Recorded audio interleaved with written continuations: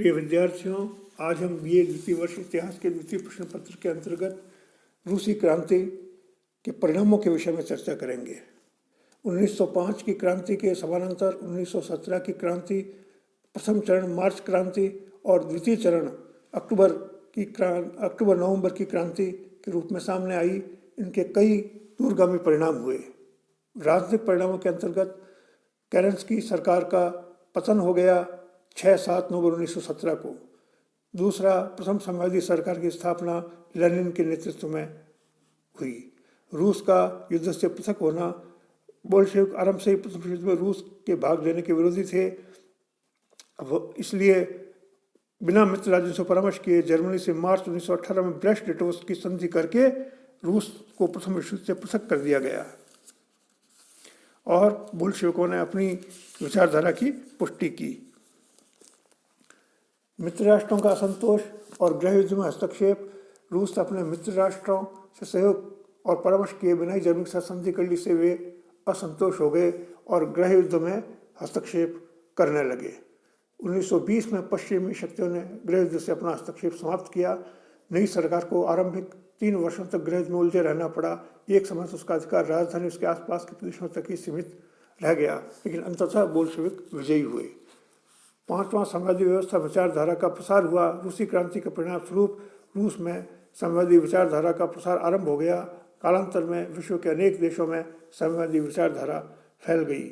मार्च 1919 में मॉस्को में तृतीय इंटरनेशनल या कॉमिंटर्न की स्थापना की गई। 1924 में लेनिन के देहावसान के बाद सत्ता सूत्र स्टालिन के हाथों में आ गए। उसने अंतर्मुखी विदेश नीति अपनाई और सोवियत क्रांति की सुरक्षा की चिंता की। छठा, नागरिक स्वतंत्रताओं का हनन। बोल्शेविक क्रांति के फलस्वरूप रूस आर्थिक और सामाजिक स्वतंत्रता की दिशा में आगे बढ़ा, परंतु राजनीतिक स्वतंत्रता का हनन हुआ। रूस में कम्युनिस्ट पार्टी एकमात्र वैधानिक दल घोषित कर दिया गया। उसमें भी असहमत असंतुष्ट लोगों का दमन कर दिया जाता था। 7वां गृह युद्ध और आतंक। बोल्शेविकों की सत्ता में आने के बाद प्रथम 3 वर्षों में रूस को गृह युद्ध में उलझना पड़ा। प्रतिपक्षी राजनीतिक दल, सामंतों, कुलीनों और मित्र राज्यों की सेनाओं से रूस की नई सरकार को संघर्ष करना पड़ा। दोनों पक्षों की ओर से नृशंसता, आतंक और निर्दयता का परिचय दिया गया। बोल्शेविकों ने लाल आतंक और विरोधी सेनापतियों ने श्वेत आतंक द्वारा रूस वासियों को आक्रांत किया। बोल्शेविकों की अंतिम विजय के बाद इन्होंने आतंक और भय के आधार पर 1920 ईस्वी से सत्ता बनाए रखने का प्रयत्न किया। 8वां, रूस का विश्व शक्ति के रूप में उदय। 1904-05 में रूस के दर्प को जापान ने चूर चूर कर दिया। प्रथम विश्व युद्ध में जर्मनी ने रूस के जर्जरित ढांचे को अपनी विजयों के धक्कों से गिराना जारी रखा। मार्च 18 में ब्रेस्ट लिटोव की संधि पर हस्ताक्षर कर रूस एक शिथिल, विशृंखल और निर्बल राज्य लग रहा था, परंतु क्रांति के परिणाम स्वरूप 5-7 वर्षों में रूस एक महाशक्ति के रूप में उभर आया। द्वितीय विश्व युद्ध की समाप्ति से 1991 तक सोवियत संघ के विघटन तक रूस यानी सोवियत संघ विश्व की 2 प्रमुख महाशक्तियों में से एक था। 9वां, पराधीन राष्ट्रों में नव चेतना का संचरण। रूसी सरकार ने विश्व में सर्वत्र दबे कुचले लोगों को समर्थन दिया। एशिया और अफ्रीका के पराधीन राज्यों ने रूस की क्रांति से प्रेरणा ग्रहण की। प्रत्येक क्रांतिकारी घटना सर्वदेशिक सार्वकालिक प्रभाव छोड़ती है। फ्रांसीसी क्रांति स्वयं में निढाल हो गई, परंतु इसने विश्व भर में पीड़ित जनमत को जगाने का कार्य किया। रूसी क्रांति ने भी चीन, भारत सहित अनेक देशों के लोगों में राष्ट्रवादी और प्रगतिशील विचारधाराएं, भावनाएं जगाकर साम्राज्यवादी शक्तियों के विरुद्ध संघर्ष हेतु उन्हें प्रेरित किया। 10वां, अधिनायकवाद का उदय। बोल्शेविक क्रांति ने सर्वहारा अधिनायक तंत्र को स्थापित किया। वह कालांतर में सर्वाधिकारवाद या नेता का अधिनायकवाद प्रमाणित हुआ। रूसी क्रांति ने 20वीं सदी में एक सैद्धांतिक सर्वसत्तावादी राज्य स्थापित किया। पश्चिमी लोकतांत्रिक शक्तियों ने भी सोवियत संघ के बोल्शेविक प्रेत को रोकने के लिए फासिवाद और नाजीवाद जैसी अधिनायकवादी शक्तियों का तुष्टीकरण किया। इटली और जर्मनी के सर्वसत्तावादी अधिनायक तंत्रों ने रूस की क्रांति से जरूर प्रेरणा ग्रहण की। 11वां, विश्व का 2 ध्रुवों में बंटना।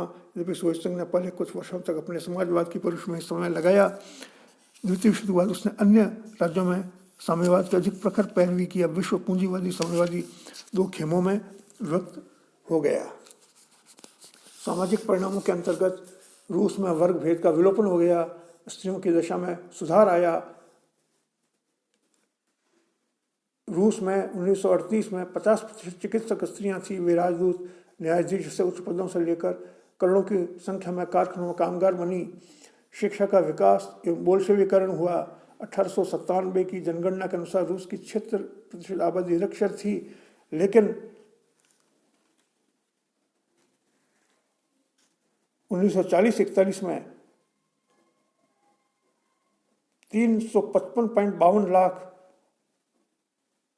छात्र और क्रमशः 2.80 लाख शिक्षक रूस में थे। बोल्शेविकरण के कारण रूसी विद्यार्थी में दृष्टि एकांगी हुई और बौद्धिक वर्ग कुंठित हुआ। विकास के नाते शिक्षा के क्षेत्र में क्रांतिकारी परिणाम रहे, किंतु यह उसका दुष्परिणाम भी सिद्ध हुआ। चौथा, नास्तिक विचारों को प्रोत्साहन। साम्यवादी धर्म को अफीम मानते थे, अतः रूसी क्रांति के बाद नास्तिक विचारधारा का योजना पूर्वक विकास किया गया। चर्च को 1918 की आज्ञप्ति द्वारा राज्य से पूर्णतः पृथक कर दिया गया। शिक्षा से उसका संबंध विच्छेद कर दिया गया। पांचवां, अंधविश्वासों और रूढ़ियों का विसर्जन। रूस की क्रांति का सर्वाधिक महत्वपूर्ण योगदान था। जनता का दृष्टिकोण वैज्ञानिक बना। सृष्टि के रहस्यात्मक कारणों की अपेक्षा भौतिक तत्वों पर बल दिया गया।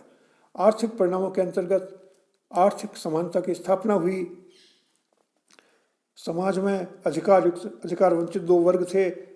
रूसी क्रांति के फलस्वरूप जागीरदारों से भूमि का अधिग्रहण कर सरकार ने पुनर्वितरण किया, उद्योगों का राष्ट्रीयकरण किया और असमानता की खाई पाड़ दी गई।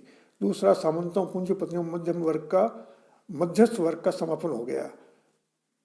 1917 की प्रथम क्रांति ने जारशाही को उखाड़ फेंका, परंतु सामंत भी विद्यमान थे, पर बोल्शेविक क्रांति के द्वारा रूस से सामंतों, पूंजीपतियों, बिचौलियों का खात्मा हो गया।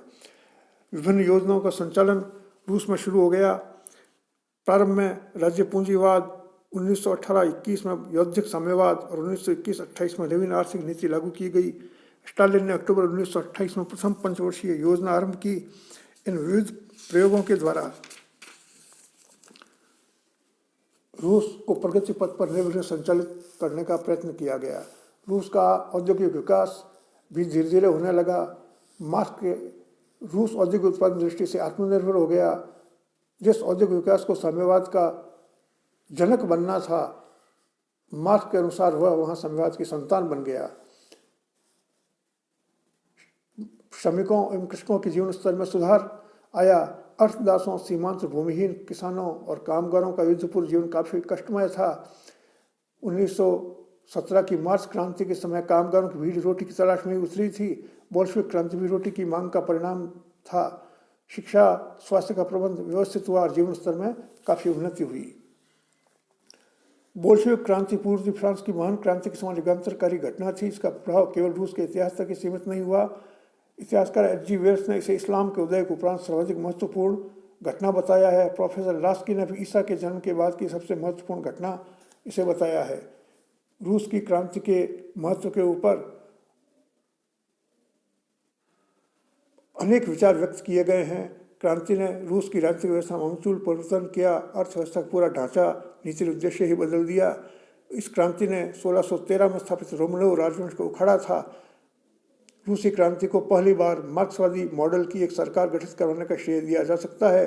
इसने जमींदारी, मुनाफाखोरी, सूदखोरी, हरामखोरी का रूस से एक बार उन्मूलन कर दिया। रिश्वतखोरी भी समाप्त कर दी गई। ल्यूटशर के ग्रंथ न्यू कैम्ब्रिज मॉडर्न हिस्ट्री खंड 12 के अनुसार मनुष्य जाति के इतिहास में 7 नवंबर 1917 का दिन एक महान एवं अविनाशी सीमा चिन्ह के रूप में विद्यमान है। प्रिय विद्यार्थियों, आज की वीडियो में इतना ही। धन्यवाद।